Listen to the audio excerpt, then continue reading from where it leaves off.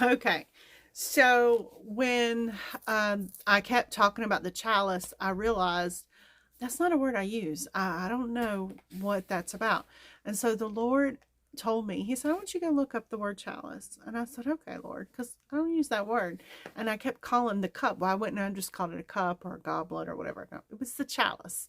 And when I looked it up, I saw the wine cup used in the Christian Eucharist. The Eucharist. I don't know how to say it right, but the Eucharist. The Eucharist. I've practiced, right? I still can't do it. But anyway, and I was like, what is that word? And a lot of Catholics, you know what that word, right? It's another word for the Holy Communion. And he said, I want you to go look up that word. And so that is when I realized he was talking about communion. Originally, I thought he was just saying, I'm going to fill up vessels.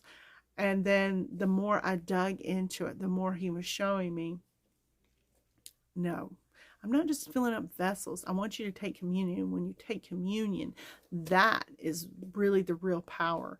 And so I'm going to show you the definition of Eucharist now. So the Eucharist, that's how you spell it right there, also called Holy Communion or Lord's Supper. In Christianity, ritual commemoration of Jesus' Last Supper with his disciples. But check out the Greek meaning of this word, thanksgiving.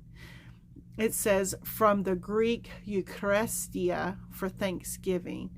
It's a central act of Christian worship and practiced by most Christian churches. And when I saw that, I was like, wow, because before I even knew about these words, I had already, read The Power of Communion by Benny Johnson, my friend, and I knew that it had to do with the right heart posture and it should always come from a place of thanksgiving, which I think most Christians, know that.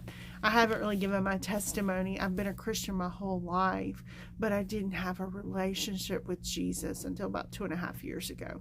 I didn't understand the whole point of being a Christian is having a relationship with Jesus Christ.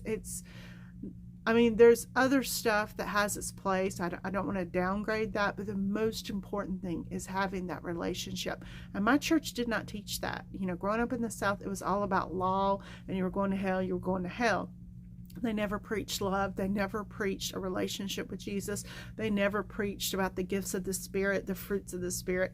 So he has taken me through a whole new thing and has really accelerated me. So for me, this was new. For a lot of you that have been Christians, this isn't new, right?